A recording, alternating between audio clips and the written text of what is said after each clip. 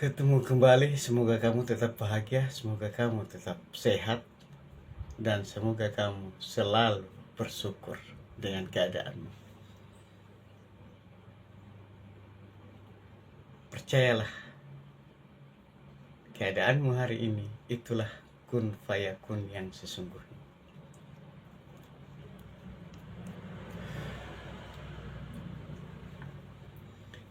Banyak hal yang tidak ternalar ketika kita sudah mulai berpikir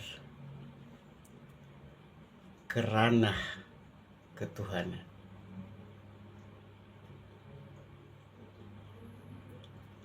Kenapa seperti itu? Karena selama ini kita memiliki panduan yang kita sendiri tidak sadari bahwa panduan-panduan, petunjuk-petunjuk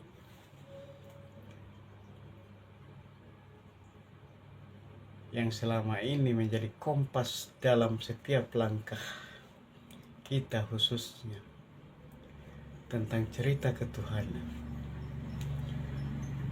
itu juga adalah kemasan dari pemikiran-pemikiran oleh para pencari terdahulu.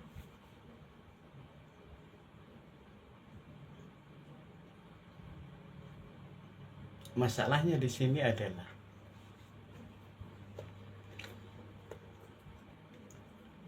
ketika kita tidak berani untuk memunculkan pemikiran kita sendiri,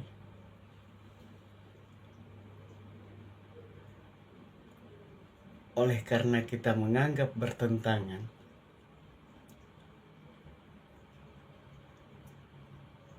dengan pemikiran-pemikiran para pendahulu kita yang sudah ditetapkan sebagai kebenaran oleh orang-orang di sekitar kita. Disinilah kemudian yang menjadi poin inti yang mengikat kita, sehingga kita tidak berani keluar dari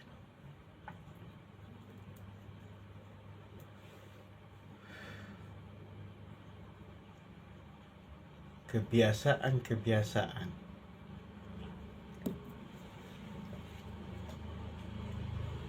yang telah ditetapkan sebagai satu kewajiban, sehingga bahkan ketika kita tidak mengikuti salah satunya saja, kita sudah merasa bersalah.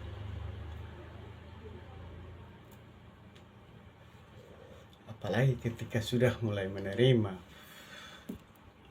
reaksi-reaksi dari luar diri kita, di mana kefanatikan mereka justru menilai orang yang tidak mengikuti seperti yang mereka lakukan sebagai satu kesesatan.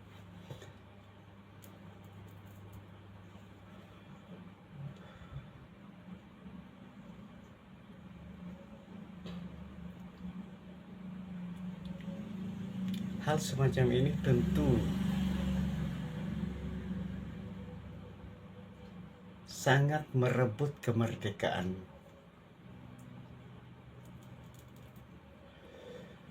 Okelah, ketika Anda tidak pernah terpikir bahwa ada sesuatu di luar kebenaran yang kamu dengar selama ini, tentu kita tidak akan ada pemberontakan, karena kita sudah terbiasa manut. Namun bagaimana dengan mereka yang kemudian mendapatkan satu pemikiran yang menurut mereka pantas untuk dipertanyakan? Ketika mereka sudah mulai menunjukkan hal-hal yang berbeda, yang biasanya kemudian akan menjadi terisolasi kalaupun tidak diisolasikan, biasanya akan mengisolasikan diri. Karena ada kekhawatiran bahwa ketika ini, pemikiran ini muncul ke publik, muncul ke masyarakat, maka akan menimbulkan reaksi yang kemudian dengan sendirinya akan menjauhkannya atau memberi sanksi sosial. Hal-hal seperti inilah yang kemudian menurut saya mulai kita sadari secara pribadi bahwa kita tidak perlu merasa terjajah, khususnya dalam hal ideologi yang berhubungan dengan ketuhanan.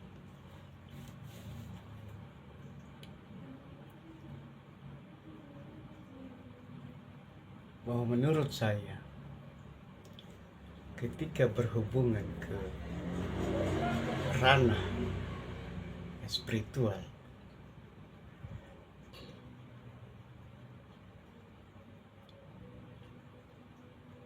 masing-masing akan memiliki pengalaman kerohanian yang kemudian akan memberikan petunjuk tersendiri buat pribadi masing-masing. Sehingga ketika muncul petunjuk-petunjuk semacam ini,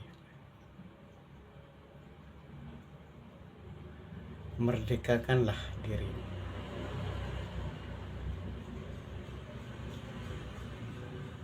Tidak perlu terikat dengan satu kesimpulan bahwa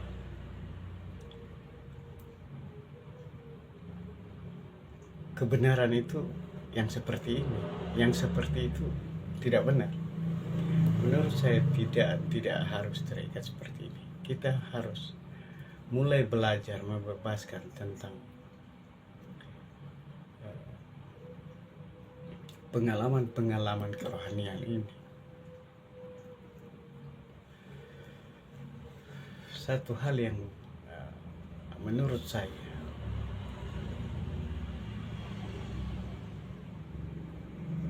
pantas untuk menjadi alasan adalah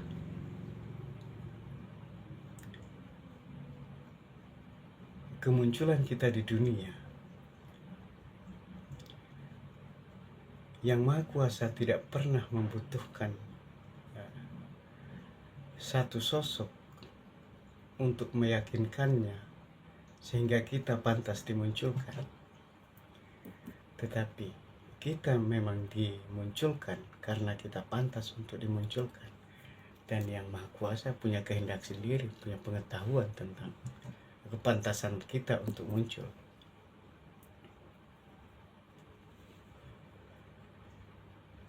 Sehingga mulailah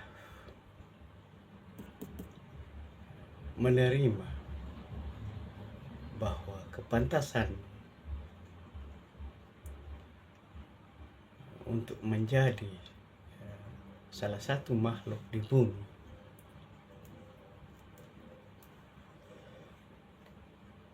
adalah murni karena kehendaknya. Sehingga ketika hari ini muncul pemikiran, muncul semacam ilham, muncul semacam pengalaman rohani yang kemudian menghubungkanmu ke arah keilahian, belajarlah untuk memahami lebih dalam. Yakinkan dirimu bahwa ketika dihadapkan pada situasi yang terekstrim, berhadapan dengan maut misalnya, tidak ada keterlibatan siapapun di sana untuk ikut berpendapat, untuk ikut meyakinkan, untuk ikut menyelamatkan. Satu-satunya yang ada di saat itu hanyalah dirimu sendiri. Sehingga ketika hari ini Anda sudah memiliki keyakinan tentang dirimu, tentang hubungan kesadaranmu dengan Sang Pencipta, nah, di sanalah situasinya akan bermanfaat di saat itu. Bukan lagi tentang pesan si A, bukan lagi tentang nasihat si B, tetapi semua adalah murni dari kesadaranmu di dalam membangun hubunganmu dengan Sang Pencipta selama ini. Maka poin inti dari